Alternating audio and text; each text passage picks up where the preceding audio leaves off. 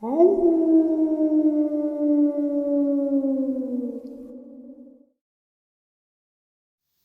greetings and salutations, everyone. I hope everyone is still doing well, and welcome to this Saturday second half, getting us that much closer to Saturday Nightmares live from New York, 12 a.m. Eastern Standard Time.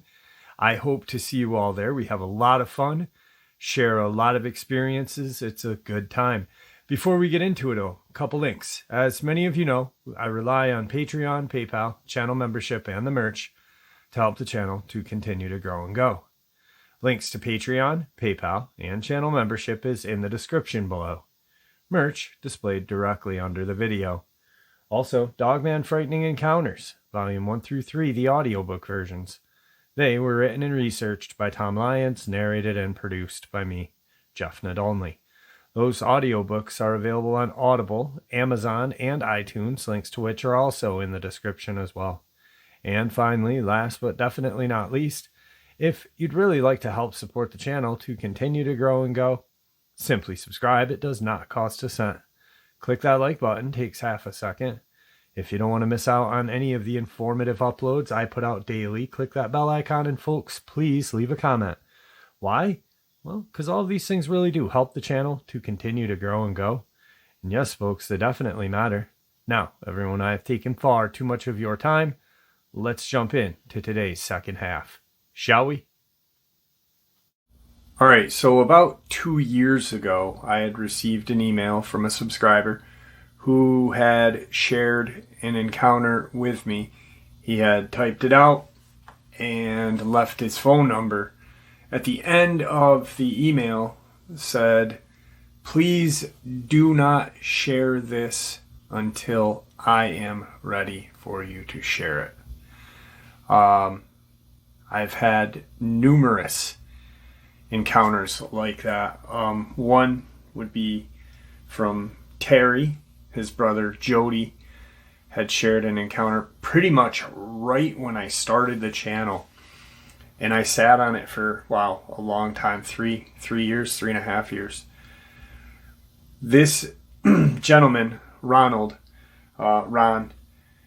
wanted to wait specifically because he has been not living in fear or looking over his shoulder, but more or less concerned for his dad. His dad passed away about 4 months ago. His dad was named George. And this experience takes place in Desha County, Arkansas. Ron now lives in California due to work. He is from Arkansas. His dad, George, actually still lived in Arkansas, passed away there. And that's a big concern for him because he lived so far away from his dad. And just in case after he shared it, anything kind of popped up, he wanted to be either around or to wait until his dad had passed away, or not share it at all. So at around midnight, as many of you know, yesterday was my daughter's 16th birthday / Tom Mezik's 8th year of missing. I get a text and it says, "It's time to share my encounter." That's it. That's it. And I text back, "Sorry, don't know who this is." I have a notebook that I write all subscribers' phone numbers down in it. I don't save them in my phone for a reason, just in case I ever lose my phone. And he texts back probably 2 minutes later, "This is Ron from California. It has to do with the encounter my dad, George, and I had." He said, "I'm ready to talk now if you are." And I said, "Let's let's talk. I'm I'm kind of amped up and ready to go. So I call him immediately. Hey, how are you? How have you been? What's going on? And he said, my dad passed away right at the end of summer, and I've been dealing with his home, cleaning it out and such, and flying back and forth to California while working remotely when in Arkansas to clean out his dad's home. And while he's been working and stuff, he listens to the channel and listens to a few other podcasts and stuff. He's a really cool guy. Not obsessed with the paranormal or cryptid, but really doesn't mind hearing new ideas and crazy encounters because of the one that he had. He had heard Jesse's experience and said, after I heard that, I was in California and I wanted to wait until I got back to Arkansas, got the last kind of thing done there, and then come back home to where I didn't have to go, travel too much, and knew I was going to be in California for a couple of months. And I was like, yeah. And he goes, well, I heard it. And right after I heard that, he said, it's time that I share my dad's experience, mine and my dad's experience, because people need to know what these sea suckers in the government do. His exact words, I'm not going to say it because, I would, but y'all know I would, but it's just, I don't want to get in trouble with YouTube. So his dad and him were hunting. He was brought up a hunter, raised a hunter, and there's a section of land that they hunt, and it's called Caulk Island, and it's in Desha County, Arkansas. Now, the island is not really an island. It is and it isn't. It's more or less a peninsula, and it's right off of the Mississippi River, and there's Lake Whittington on one side, and then Bar Lake. What happened was, at one point, the Mississippi was a larger river and flooded this land after it kind of shrunk back. There was these patch of land kind of surrounded by this water. And it's a naturally occurring thing. It happens all over the world. And it's just this kind of land that is jutted out and pretty much surrounded by water. It is and it isn't a peninsula. There's a little kind of patch of land to get to this island. Caulk Island. Now, Caulk Island is kind of known for boar hunting. There are some black bear, supposedly he's never seen any, but supposedly there's some alligator somewhere in the vicinity of Cock Island. It's also a historic battle happened back in the day there. So they go on this kind of boar hunt. Himself, his dad, George, two guys that George had worked with and known since Ron was a child. And they proceed to, do their hunt. They kind of set up like a makeshift camp. There's a couple of roads that are not roads, they're dirt roads, but you can park your vehicle and kind of camp there. Well, they have it's a Mercedes van RV, and one of his dad's friends has a similar one.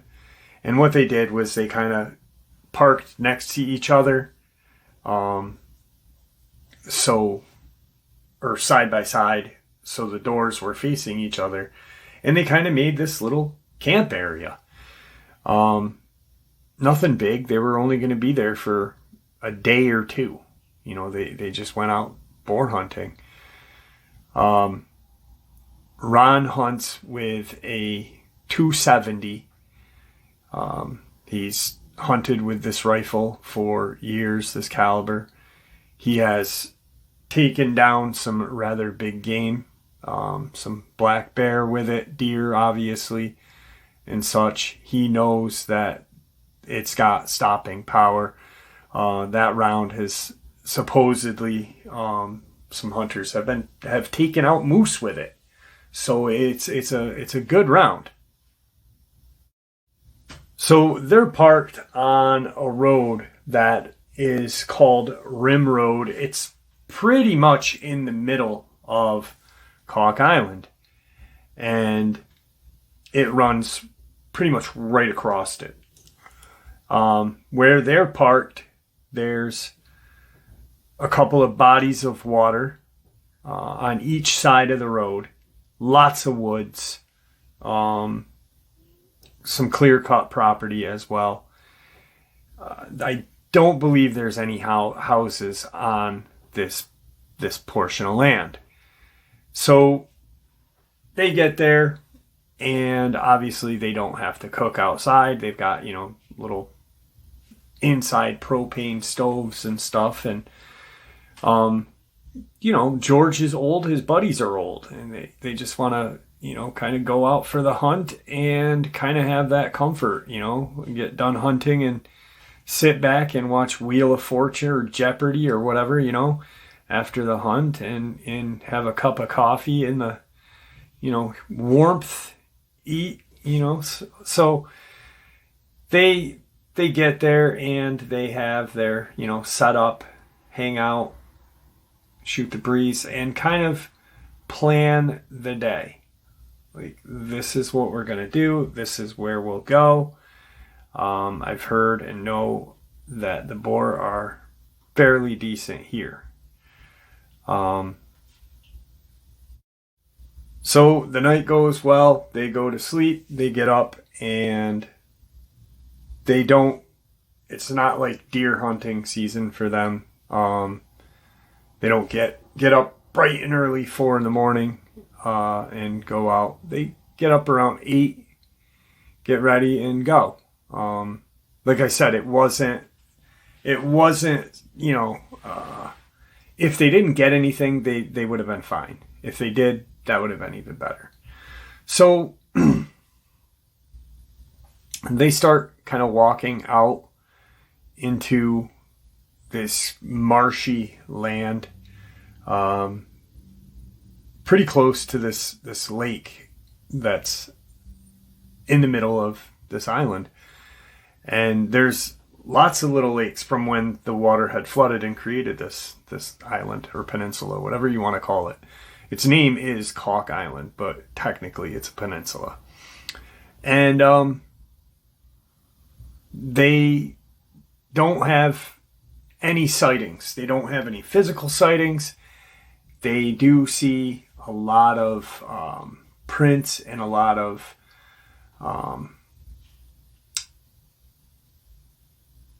tracks, some, rutting around with the nose and stuff. So they do see evidence of hog being around that area. So they're like, well, it's only a matter of time before we bag one.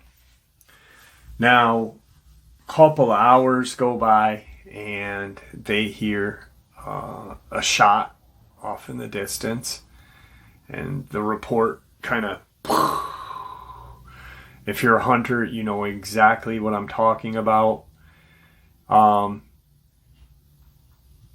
a minute later, over the radio or walkie, it's George's friend, and they got a hog.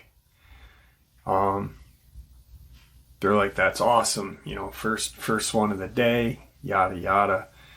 And they didn't get anything, George and Ron, at this point. So they're, kind of trudging on and want to, get one too, maybe two, maybe three to, whatever. So they continue to walk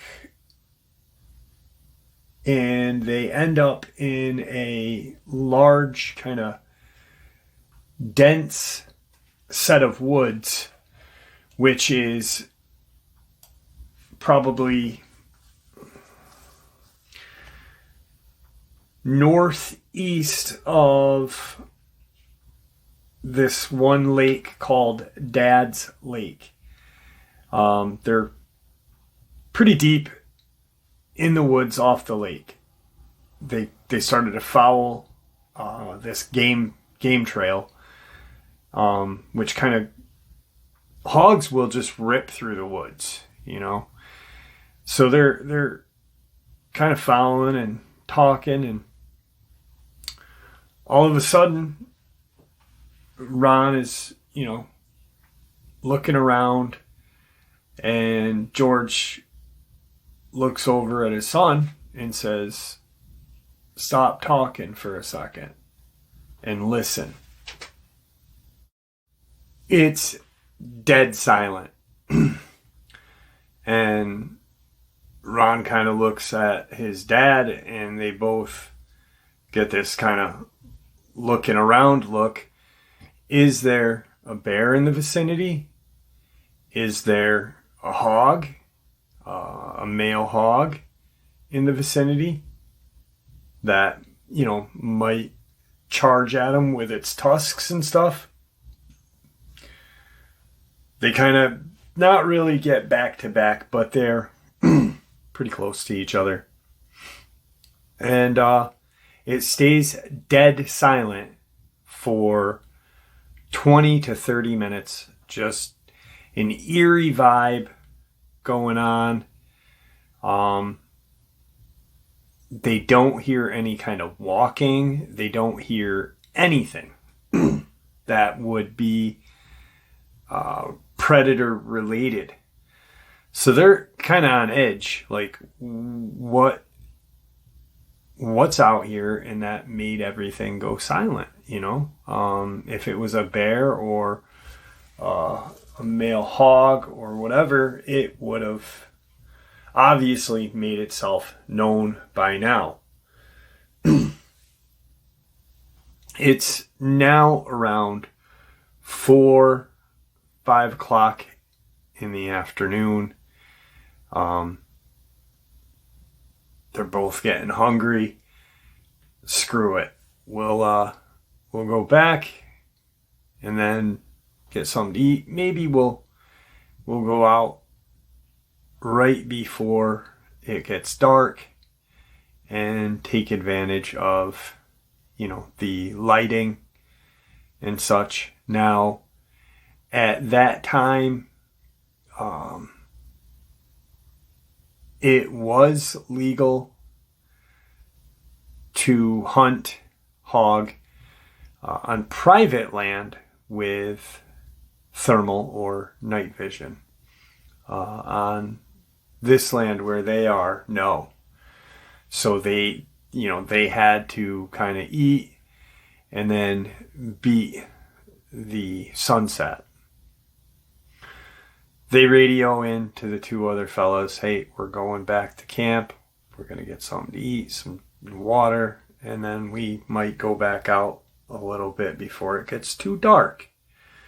Sure thing. We'll figure this out. And so they meet their two friends at their makeshift camp, and they're figuring out exactly what they're going to do. The two buddies of George is going to figure out what they're going to do with the hog.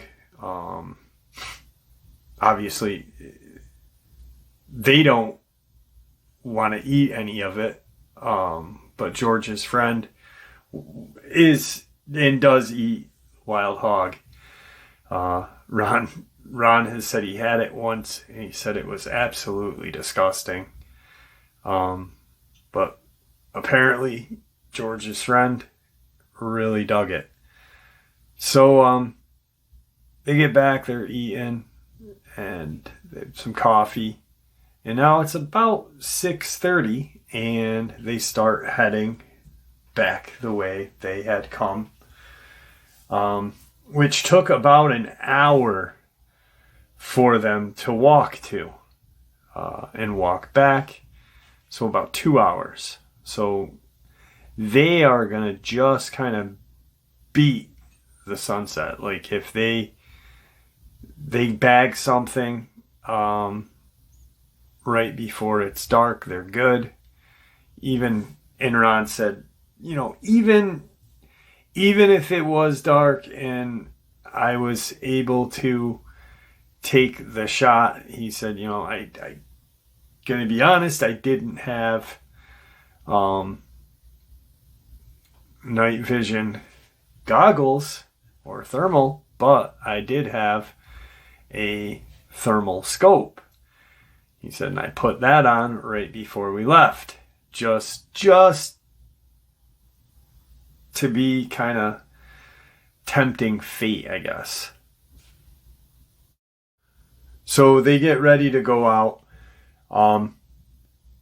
Ron, George, and George's two friends, they all decide to go together. It's getting to be almost dusk. They've got probably an hour, if that. And George was adamant about going to the spot where that game trail was. And he really wanted to see if they'd have any luck there. Which would have put them in the location of that silence in the woods, which they had talked about over dinner with George's two friends.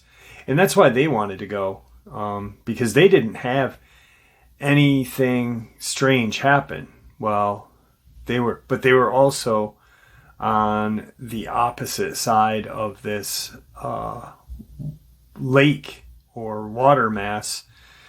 And,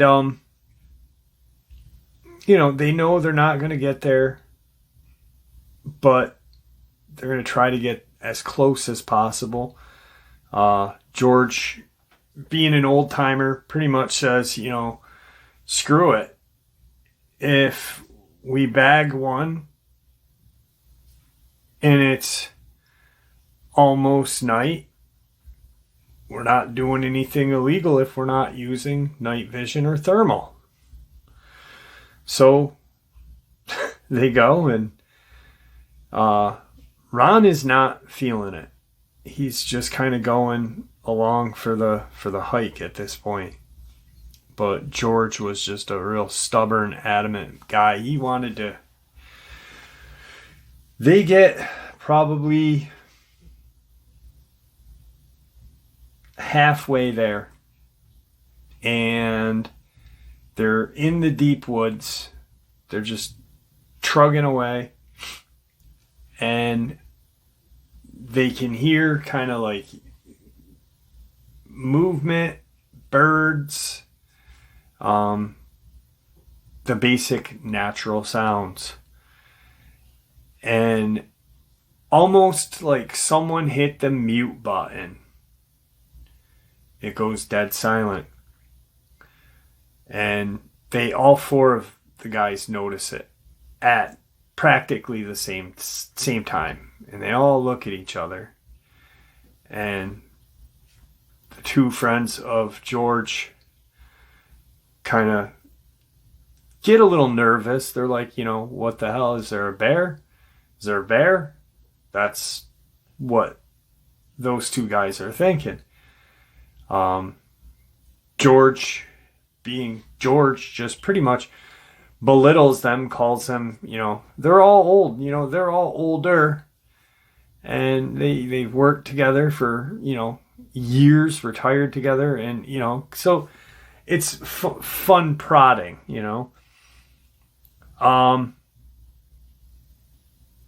Ron's kind of back a ways from everyone, just looking around. He's nervous. The other two are nervous as well, but Ron is like, something's out here. I don't know if it's a bear. We probably shouldn't be here. In his head, that's what he's thinking. He's like, but I can't tell my old man this because he's just going to be, real vocal with everything. Well, they get standing there and they kind of hear this crunching through the woods. And all four of them kind of get together a little. They kind of stand kind of in a U shape facing the woods. Ron has unshouldered his rifle and now has his rifle not raised up, but it's at the ready to go. And so do George's friends. The only one that doesn't is George. He's just, standing there looking and wondering what the hell. And out of the woods comes a doe. Just kind of stops 60, 70 feet from everyone. Looks at him and kind of just shoots away back into the woods, but not the way it come. Kind of in a stopped and went straight horizontally from the guys. They all laugh. Haha. We got scared by a deer. George has some, colorful comments to say about his friends and his son. And they're like, screw it, let's end it. It's getting dark now. So they're kind of turned, walking back. They're about 45 minutes from their makeshift camp. And George is like, hold on. I gotta take a pee. So he goes over to a tree and starts to relieve himself. And he yells out, Ronnie, what the hell is above me in this tree? And Ron's like, what do you mean, Dad? Come on back over here. What are you talking about? Something's in the tree? And just as he's walking towards him, he sees George light a flashlight, kind of going up into the tree, looking. He wasn't going in the tree, the light. And he's looking in the tree. Ron can see the light. He sees the light turn on, and he sees it go kind of straight up into the tree. And he's now walking quickly towards his dad. Well, he gets probably 30, 40 feet from his dad. His dad, George, has got his arm up, and he's looking in the tree. Like, I think there's a bear up here. That's probably what was scaring the wildlife, making everything quiet. All of a sudden, he hears his father scream this blood-curdling scream. And, like, seconds. This happens in a matter of seconds. He hears the scream. Or he sees the light. He starts walking over. He hears the scream. And he can see that his father is now elevated by his arm going up into the tree. He's about maybe a foot off the ground. And Ron starts to kind of run at this point, like, what the hell has got my dad? What, you see, imagine the scenario that I just explained to you. You are talking to your father. He's at a vulnerable state taking a pee by a tree.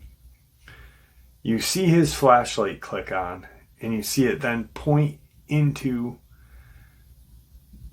the tree.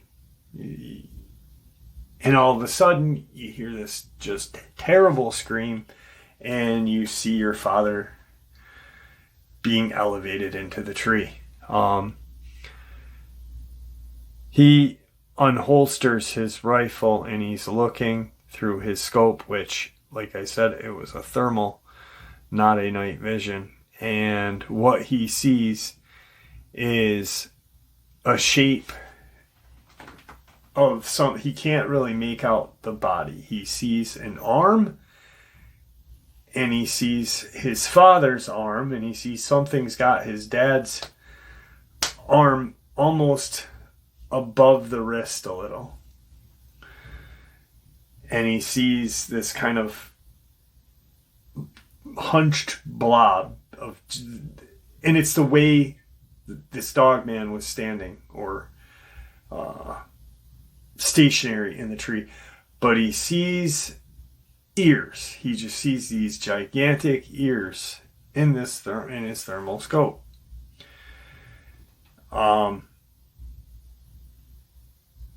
Probably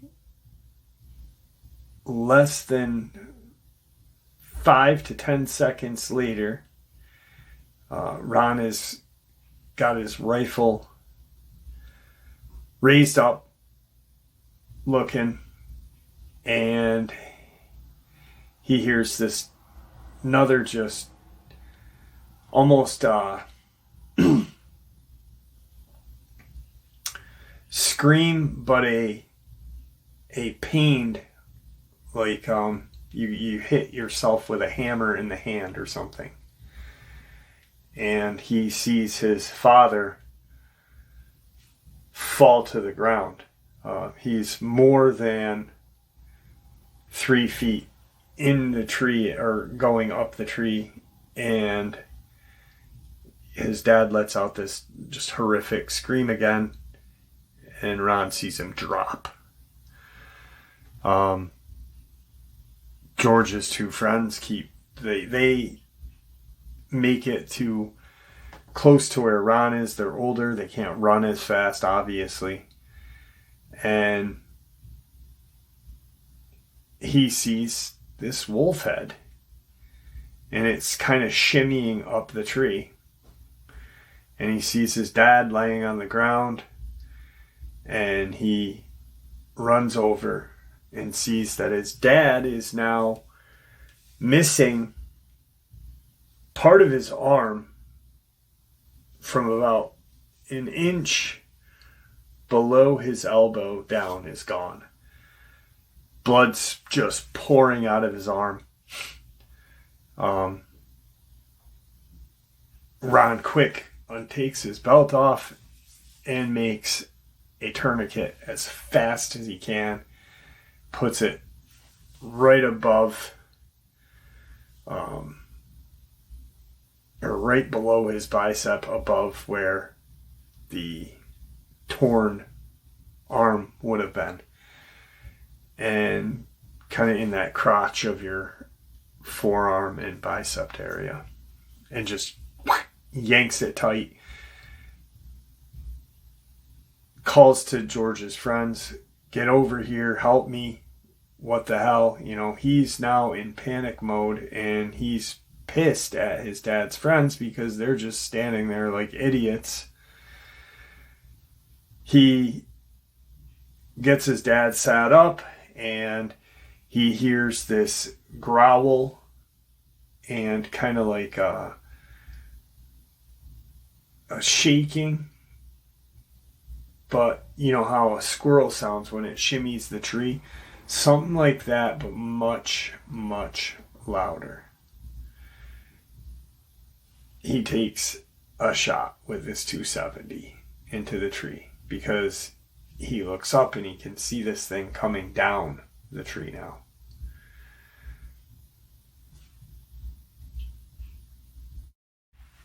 As he's watching this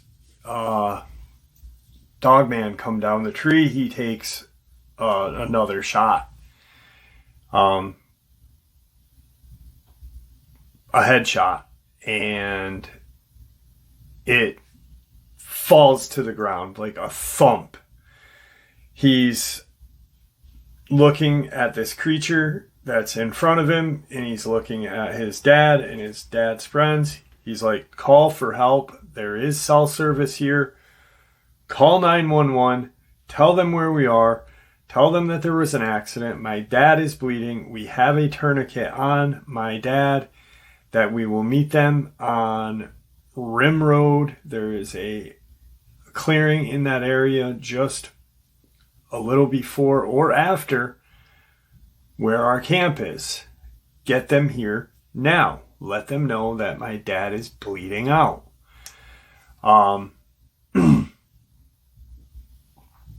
The one friend is sitting or kind of pulling the tourniquet tighter, checking George, making sure he kind of doesn't go into shock. Obviously, he's going to go into shock.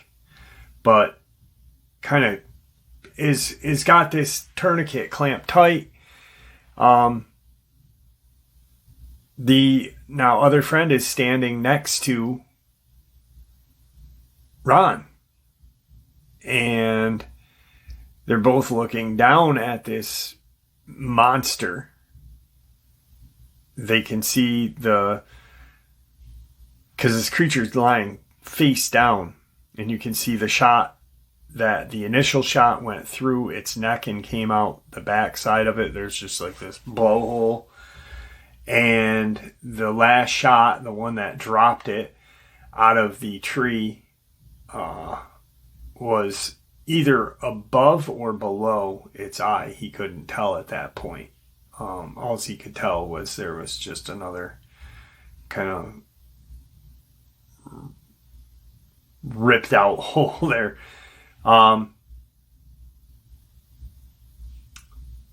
It kind of twitches, and George's friend that's standing next to Ron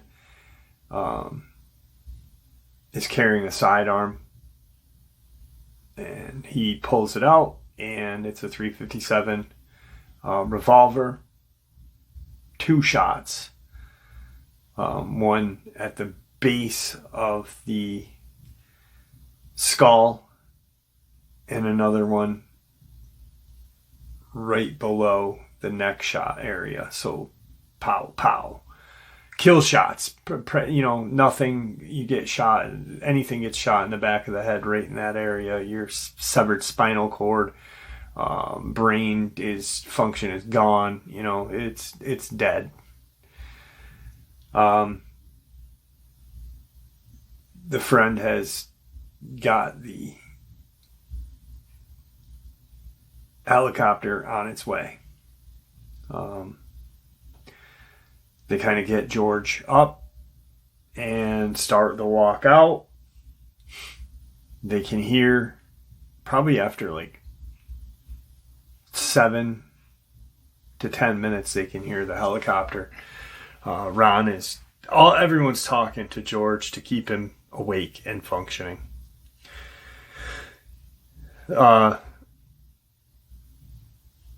This helicopter lands, and 2 paramedic get out, grab George, put him in the helicopter, start working on him, and said, this is the hospital we are going to. Meet us there. We'll take care of your dad and your friend on the way there. And so they get to the hospital. About 4 hours go by. They find out that George is in surgery. 4 hours get by.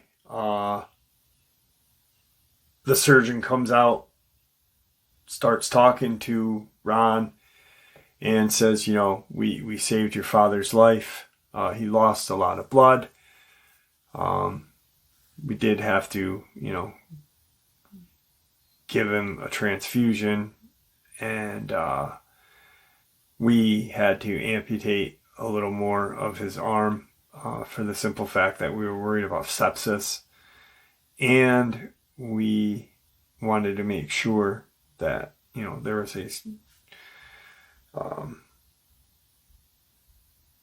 a decent part of his arm left for a prosthetic fit.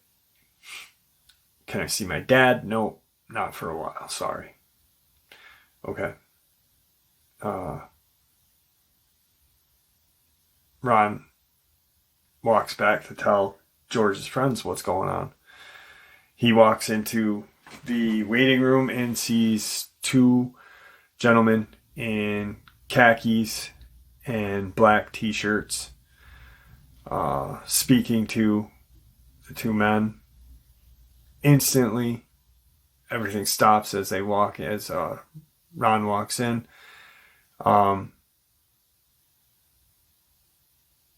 The one guy that was talking to one of the friends tells, go over to where he is, and he starts talking to Ron. So the other guy is now talking to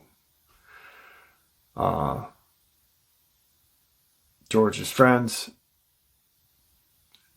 Ron is now talking to this guy. We need to, this is me. This is who I am. He sees some credentials. He asks for credentials, like, who the hell are you? Sees a badge, sees the credentials, and it says Homeland Security. And he said, we need to go out and get that bear right now. Do you remember exactly where it was? Ron's like, yeah, but I can't leave the hospital. My dad's here. What the hell do you want? We're leaving. So they get in a Suburban and they drive just probably 20 minutes outside of where the hospital is. There's a helicopter waiting. Ron and the guy get out of the Suburban, get in the helicopter, and head to Cock Island. They locate the body.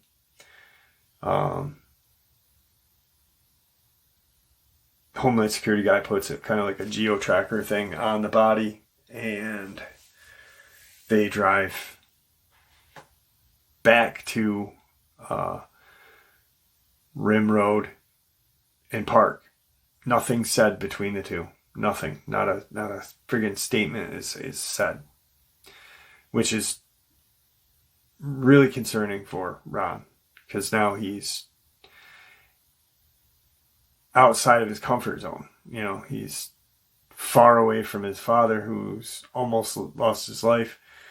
He's a ways away from the creature, not really that far, but what the hell am I waiting here for? Why aren't we driving? He doesn't say any of that because literally fear is coursing through his veins. This helicopter, you can hear it, that thunk, thunk, thunk, thunk, thunk. And it's a rather large helicopter with a spotlight just blaring down on the area. I believe it was a Chinook. He's not really familiar with helicopters, but he said, you know, it was large. It was not a small helicopter at all. It was shaped differently than the evac helicopter that had gotten George. 4 men get out, and what they appear to be wearing is kind of like a hazmat suit. And Ron gets the feeling that it's these guys are wearing this suit not for their protection, but the protection of the crime scene or whatever, where the Dogman is. They want to make, you know, they just, to keep this scene clean.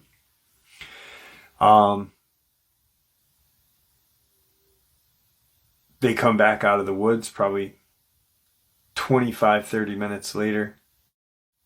So the creature's loaded up onto the helicopter and flown out of there. Ron is then flown back to the area where they had parked the Suburban and brought back to the hospital with this Homeland Security guy. Ron's able to check on his dad. His dad's okay.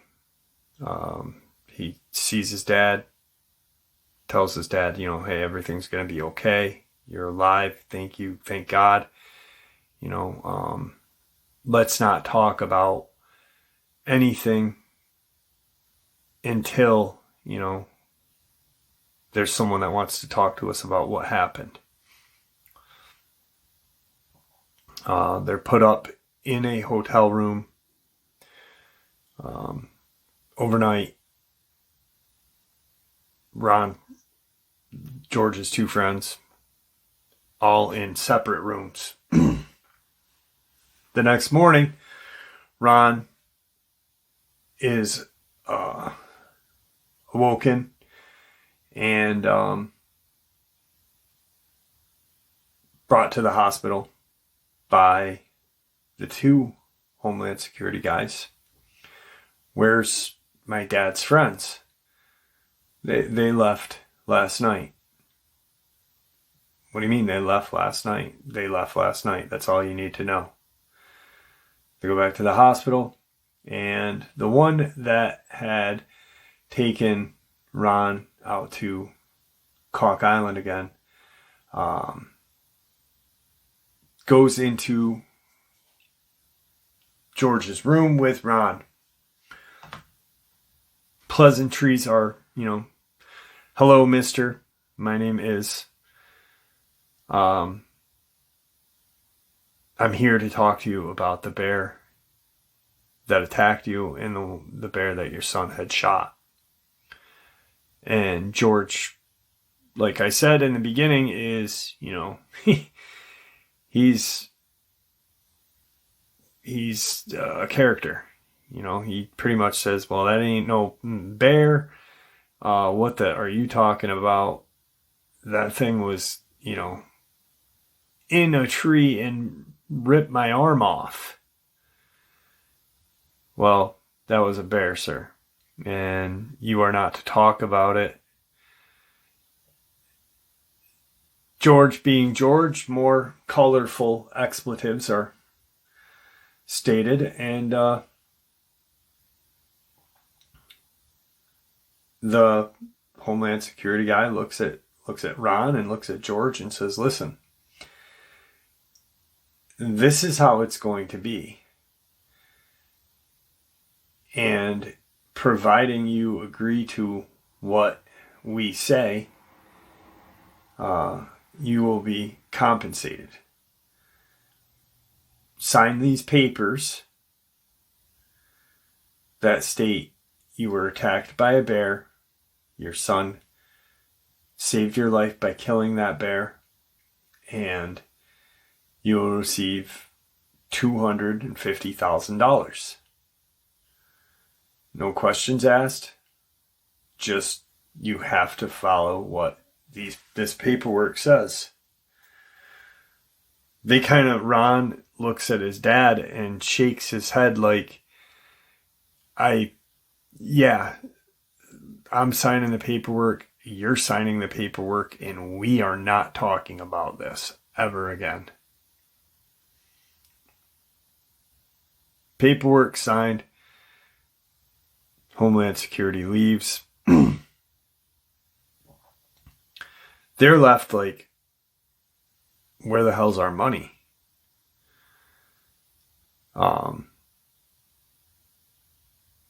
2-3 days go by, and Ron gets a phone call from his bank letting them know that there had been a large deposit made.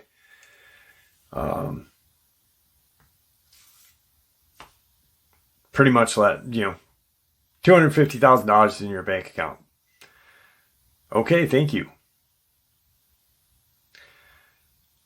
George then goes through everything, gets his prosthetic limb. About 2-3 weeks go by, and Ron's getting his dad, situated and everything. They call George's two friends. One doesn't answer. The other one does. Hey, how are you? What happened to you? Yada, yada. Oh, we just don't really want to talk about it. How's George doing? Yada, yada. Good. About a couple hours later, he shows up at George's house and says, I really feel bad about that night we left you. We were told to sign some paperwork and we would get some hush money. So that's what we did. We were told that you guys signed the same paperwork and, everything's good. Well, everything wasn't good if you think about it, because those two deals were made prior to George even being awake and offered that deal. So, needless to say, this creature attacked Ron's dad. Government came in, cleaned up the mess, and paid them upwards to $300,000 to cover this whole thing up. Because both men received $25,000. George's friend each, and George / Ron in Ron's account received $250,000 to keep their mouths shut.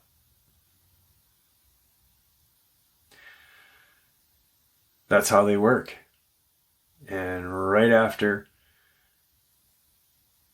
Ron heard Jesse's story, he knew that he had to share this.